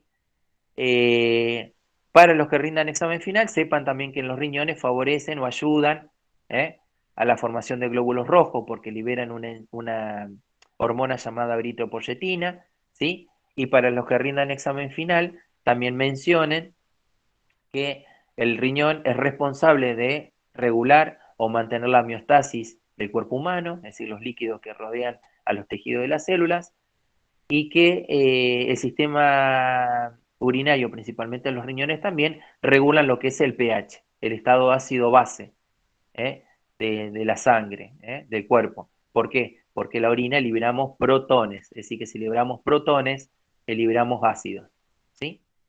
No sé si Dante querés agregar algo más de sistema urinario que es bastante, digamos, complejo, pero a la vez concreto. No, más que nada ahí vi un comentario que los traumé, ¿no? Pobres con el tema del sistema renina, angiotensina, aldosterona. Sí. Creo que lo traté de explicar de una forma bien sencilla, ¿no? Yo hablaba de un ejemplo, ¿no? De este matrimonio y cómo eran felices los cuatro y todo, ¿no? Hermoso. La idea, ¿cuál es? Creo que, amigo, me has acompañado, juntos hemos estado en más mesas de exámenes que el resto de los compañeros docentes, hemos estado juntos nosotros como combinación, y no hay mesa que no falte mi pregunta con respecto a sistema renina, angiotensina, aldosterona. Creo que vos das fe de eso, está porque le doy alto valor a este sistema. Entonces, ¿qué quiero decir con esto? Yo tengo que saber cómo actúa la enzima convertidora de angiotensina, ¿dónde se genera el angiotensinógeno? ¿Cuáles son los efectos de la angiotensina 2? Que tiene muchos efectos. ¿Está? ¿Y por qué lo tengo en ese lado? Yo recuerdo en la clase que les mencionaba, ¿no? de este sistema, les hablaba, por ejemplo, de los inhibidores de la enzima de convertidora de angiotensina, ¿no? Los efectos que generaba, el efecto de los diuréticos, por qué se hacía, efectos de medicaciones que después a lo largo de la carrera van a ver a flor de piel, porque la van a tener continuamente, porque la hipertensión arterial es un problema de alto valor acá. Prevalente. Exacto, en Muy prevalente. Es Vez prevalente. van a aumento la cantidad de hipertensos acompañado de diabetes. Entonces, yo para poder... Tiene que Claro, saber, tiene que conocer para el poder sistema. comprender lo que es la hipertensión arterial, yo tengo que saber cómo es este sistema compensador. ¿Qué sucede? Si ese sistema compensador yo lo prolongo, lo mantengo en el tiempo, empieza a transformarse en algo patológico. Y lo que bien mencionaba Gastón, empieza a haber daño renal. Si yo hablo de un paciente diabético en los próximos años, voy a ver cuáles son estas cuestiones patológicas que se generan a nivel renal, pero para saber eso yo tengo que saber cómo es el funcionamiento de la unidad funcional del riñón, que es la nefrona, dónde se va a producir el daño, qué es lo que va a suceder, por ejemplo, con ese glomérulo, con esa red de capilares internos, ¿no? Esos ovillos de capilares que tiene internamente. Entonces, ¿a qué voy con esto? El que vaya mañana al examen final sepa que en algún momento el sistema renina-angiotensina-aldosterona, si no lo preguntamos, seguramente va a estar relacionado con alguno de todos estos temas que ustedes vayan a mencionar. Y si hablan de renal, si es el tema renal, aquel que ustedes utilizan de base como para presentarse en el examen final, sepan que tienen que explicar lo que es sistema renina-angiotensina-aldosterona. ¿está? Y los efectos que tiene. Y relacionarlo en el examen final con sistema endocrino, ¿está? Porque también van de la mano. Y aquellos que van al examen parcial el próximo viernes, seguramente de cabeza va a haber preguntas relacionadas con este sistema de compensación. Bien. Bueno, algo puntual que quieran preguntar los que rindan la parte renal, si no pasamos a reproductores, que es más corto, más concreto.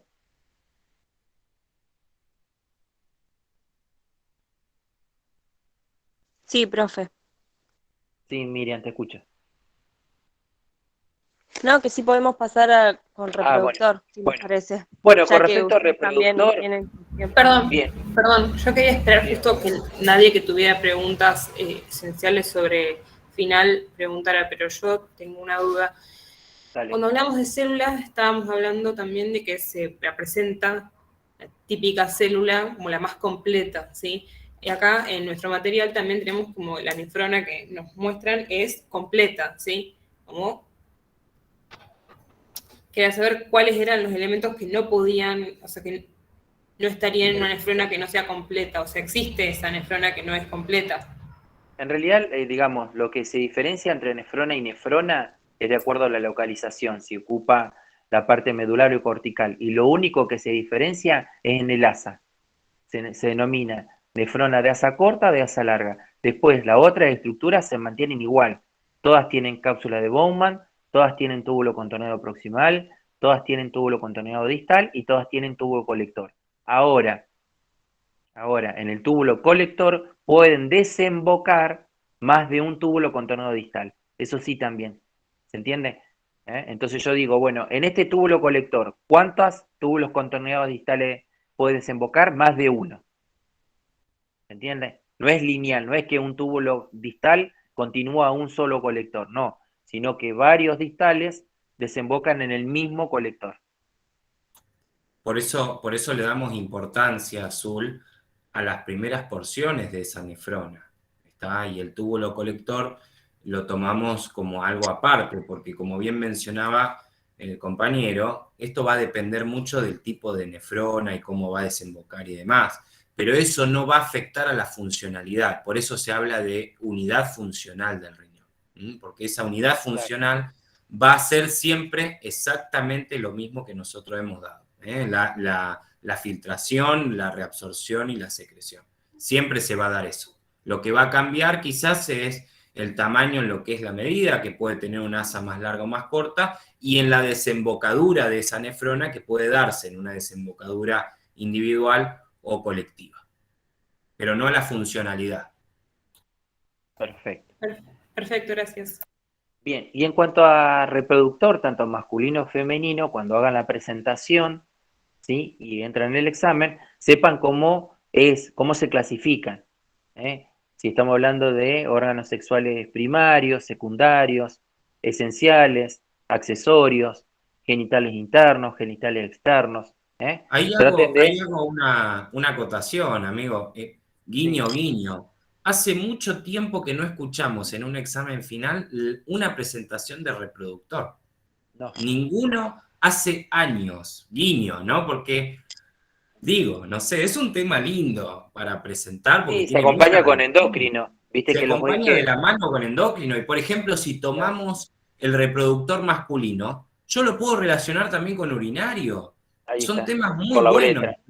Hace Perfecto. mucho que no escuchamos en un examen final reproductor masculino y femenino. No sé, datazo, les tiro así, ¿no? Como para que lo sepan. Sistema endocrino en el femenino, hablamos de las hormonas, ¿eh? Las hormonas que intervienen en el ciclo ovárico, las hormonas que produce el ovario y las que actúan en el útero. Y acá, tanto para los que rindan examen parcial y final, siempre el peso se lo lleva la parte femenina, porque son varios ciclos femeninos que tienen que saber, ¿eh? Principalmente el ciclo ovárico, principalmente el ciclo menstrual y cómo se interrelacionan. Recuerden que son ciclos de 28 días, que en el día 14 se produce la ovulación en el útero, perdón, en el ovario, y que va a alguna manera marcar, digamos, aspectos fisiológicos antes en el útero y después. Sepan bien las hormonas. ¿Qué hacen los estrógenos? ¿Qué hace la progesterona a nivel del endometrio? ¿Qué hace la folícula estimulante, la luteinizante a nivel del ovario? ¿Sí? Y que recuerden que esto es principalmente tiene que ver para la perpetuidad de la especie. Es decir, cuando se produce la ovulación el día 14, las fímbrias de las trompas uterinas tratan de captar ese óvulo y en el tercio externo de la trompa de falopio, en general se va a encontrar con un espermatozoide, con varios, pero solamente uno es el que tiene capacidad de fecundar, por el hecho de que cuando se introduce neutraliza el ingreso de otros, ¿sí? Y a partir de ahí se unan y formen un nuevo ser, ¿sí? En general, como dijo Dante, somos más de preguntar femenino, de masculino, un poquitito la parte de la espermatogénesis, cómo se forman los espermatozoides, cómo es la vía espermática, es decir, desde el testículo hacia el exterior del meato urinario, es decir, eyaculación, cuál es el recorrido, ¿eh? Cuáles son las hormonas que secretan los testículos, ya sean testosterona y andrógenos testiculares, ¿sí? Y van a ver que el varón no tiene cambios cíclicos como sí lo tiene la mujer. Así que bueno, ahí digamos yo creo que los que vayan a rendir examen final vayan de lo general. Haga la presentación de los genitales, mínimamente la función de cada órgano, pero obviamente acá la frutilla del postre va a ser que ustedes describan correctamente los ciclos reproductores de la mujer, femenino, ovárico,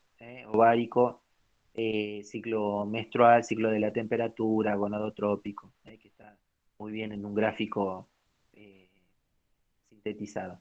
Y en cambio en el varón, muy bien como dijo Dante, quizás está la función central en el testículo, mencionan los órganos, obviamente también que hacen al varón, pero digamos estaría centrada en la espermatogénesis y un poco la uretra, las porciones de la uretra, pensando que la uretra tiene una doble función. Por un Y lado, también, urinaria, ¿sí? Porque se perdón, elimina, compañero, ahí también podríamos relacionarlo con sistema nervioso, ¿tá? O sea, hay muchas relaciones, o sea, todo va de la mano con todo, pero me gustaría escuchar en algún final, porque hace tiempo que no se siente reproductor, tanto masculino como femenino. Es como que le tienen temor a esos temas y son temas muy interesantes para abordar. ¿Alguna pregunta que quieran hacer de reproductor femenino? ¿Cómo lo van a abordar? ¿Qué van a estudiar?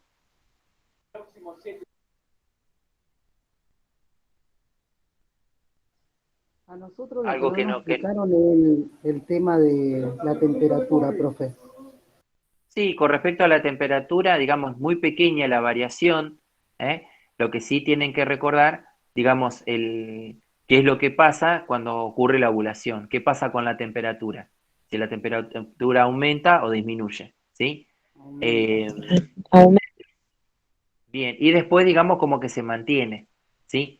En realidad, el ciclo de la temperatura en general se asocia o lo tienen en cuenta muchas mujeres que, digamos, quieren quedar embarazadas y están buscando el momento justo de la ovulación para tener relaciones y así poder concretar la fecundación. Digamos, ginecológicamente, acá lo que más importa son los ciclos ovárico y menstrual. Sino que el de la temperatura es un indicador nada más por efecto de la progesterona. ¿Sí?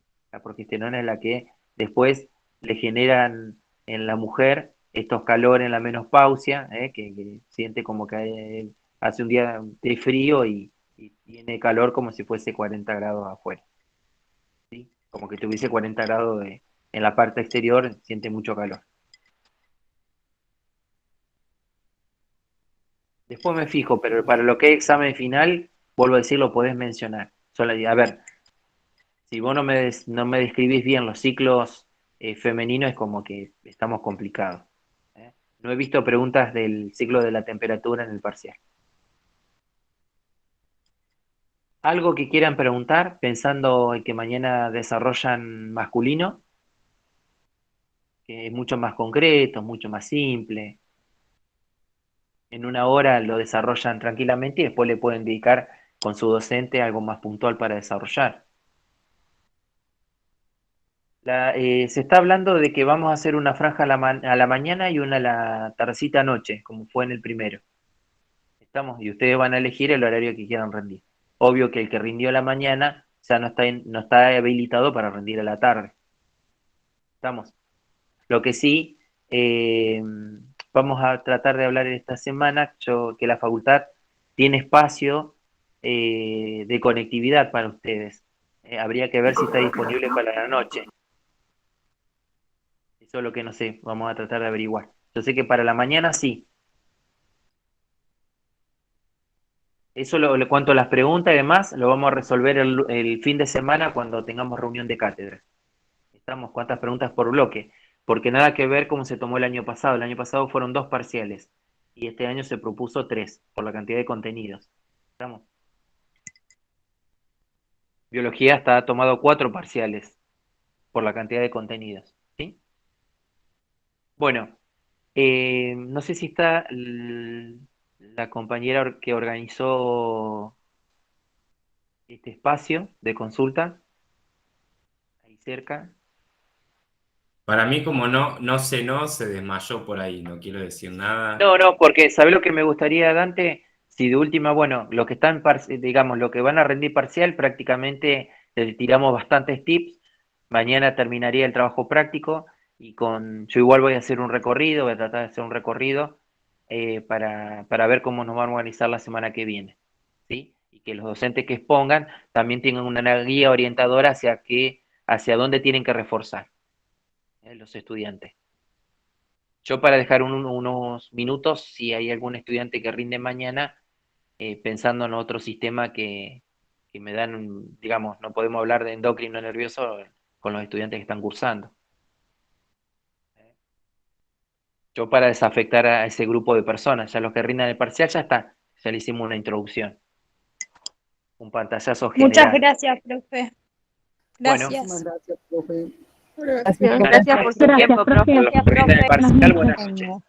Y nos quedamos con buenas noches. Y nos quedamos con algún Gracias, compañero. profe. Buenas noches.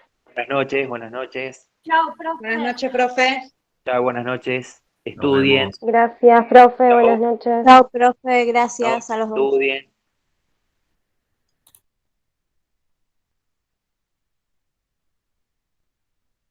Bueno, si hay algún estudiante que rinde mañana y quiere hacer alguna pregunta. Chao, profe. Dale, Marina, te escucho, a ver. Que te haya quedado Sí, duda. profe, lo que no me quedó claro es de la trompa de falopio, ¿no ve? Cuando se encuentra el óvulo y el espermatozoide. ¿Era en la trompa de falopio o en la izquierda o en la derecha o una de las dos igual? En realidad, cuando se produce la ovulación, se produce un óvulo digamos, un óvulo mensual, un óvulo por ciclo, y hay que ver si es derecho o izquierdo. Los espermatozoides avanzan. Estamos, del útero ascienden por las trompas y cuando ascienden de un lado y del otro. Obviamente que si la mujer está ovulando del lado derecho y se encuentra con espermatozoide en el lado derecho, ahí se produce la fecundación, ¿se entiende? Sí, profe, porque eso me había quedado la duda la otra vez por eso. Gracias, profe. No es que en el útero le está diciendo, anda, tenés que ir para la derecha, mirá que a la derecha está, ¿se entiende? Los espermatozoides buscan, tienen receptores en la cabeza, que buscan y se van a unir a un óvulo. No hay alternativa. Claro, directamente buscan donde está el óvulo maduro. Claro. Por eso, si bueno, profe, ahora entendí un poco más. ¿Se entiende? Sí, ahora lo entendí y me queda un poco más claro. A ver, Marina, para que te quede otra cosa. Los espermatozoides van a avanzar si las condiciones del útero lo permiten. Porque cuando se está por producir la ovulación, digamos, después de la menstruación, el útero no le da las condiciones de viabilidad para que avancen. ¿Se entiende? Sí, posteriores a la ovulación. Es como que en el momento que la mujer ovula, el útero pone las condiciones para que los espermatozoides avancen, si no, mueren en el intento. No es que cada vez que la mujer tiene relaciones, todos los espermatozoides llegan hasta las trompas. Eso quiero que entiendas. Sino que esas condiciones las pone el útero y obviamente también la vagina. Es por esto de los cambios cíclicos. Esto del moco cervical, por eso. El moco cervical, las secreciones que se producen en el endometrio no son favorables a la circulación del espermatozoide, los espermatozoides mueren, quedan muertos en el intento. No llegan hasta las trompas. Sí, profe, Bien. muchas gracias. Ahora me quedó más claro. De los que rinden mañana, ¿quieren hacer alguna pregunta en un sistema en especial? Recuerden, el sistema nervioso es muy importante, el sistema endocrino son muy importante porque son los órganos que regulan todas las funciones del cuerpo humano. En cuanto al endocrino, todas las glándulas endocrinas, todas las hormonas que secretan y todos sus órganos diana, mínimamente qué efectos producen ahí. En cambio, el sistema nervioso, el sistema nervioso central, cómo está constituido, dónde se ubica, la función de cada uno de los órganos mínimamente, función del cerebro, cerebelo, tronco cefálico. Preguntamos a veces sinapsis, preguntamos arco reflejo, pares craneales, nervios raquídeos. Fíjense que tienen bastante diversidad, porque es bastante complejo el sistema nervioso. Líquido cefalorraquídeo, meninges. Fíjense que es bastante amplio el temario de sistema nervioso. Endocrino, glándulas endocrinas, hormonas que secreta y cuál es el órgano diana, dónde actúa. Y sistema nervioso ya tenemos bastante. Bueno, compañero, de mi parte me tengo que retirar. Bueno. Te agradezco por la compañía, igual que la organización de los chicos de la agrupación. Y bueno, mucho éxito mañana a los estudiantes, las y los estudiantes. Y bueno, nos estamos viendo los que hayan quedado por ahí para mañana. Les mando un abrazo. Dante, muchísimas gracias, queremos agradecerte. A mí lo que me gustaría para los organizadores la próxima vez, pensando en las ansiedades de los estudiantes, si podemos unas semanas antes, una semana o 10 días antes del examen final, como para que ellos refuercen y que de golpe no se sientan tan desesperados en el momento de rendir. Sí, sí, sería genial, genial. Si podemos para examen final, no hay ningún problema, lo hacemos unos 10 días antes si quieren, pensando en esto, que el estudiante se organice en cómo va a desarrollar el tema, y para lo que es el parcial me parece que fue un puntapié muy importante, digamos, les dimos los tips troncales para que ellos sepan hacia dónde van dirigidas las preguntas, ¿sí? En la semana que viene... Estos espacios los agradecemos muchísimo porque a los chicos les suma un montón, ya sea para examen final o parcial, les suma muchísimo, así que nosotros siempre estamos muy agradecidos por su tiempo y por su predisposición para con nosotros. Bueno, gracias, ¿no? Además, bueno, me alegra la cantidad de estudiantes, Eso demuestra, uno está porque quiere, ¿se entiende? No está porque estar. Entonces, los que han estado, han escuchado o van a escuchar las grabaciones, eso implica que quieren aprender, Y para eso estamos, para acompañarlos y enseñarles de forma significativa la asignatura. Vamos. Si algún estudiante que rinde mañana no me quiere hacer alguna pregunta, damos por finalizada este encuentro. Y bueno, desde ya agradecido, una sugerencia nada más, que para lo que es examen final, futuro examen finales, lo podamos hacer días antes, para que no generar tantas ansiedades, y vino bien para que los estudiantes a partir de ahora, sabiendo que mañana tienen el último trabajo práctico del segundo parcial, ya se enfoquen, que la semana que viene la cátedra va a hacer un esfuerzo enorme, como siempre lo hace, de tener muchos espacios de consultas puntuales. Estamos ya pensando a ver en algo puntual que, digamos, no me quedó en claro, y que todos los docentes que expongan van a tener un lineamiento, de manera que refuercen aquellos contenidos que el estudiante se puede llegar a encontrar o se va a encontrar con el parcial, y que obviamente salga idioso en la evaluación. ¿Sí? Bien, bien. Muchísimas gracias. Bueno, si no hay ninguna pregunta ahí que está Val.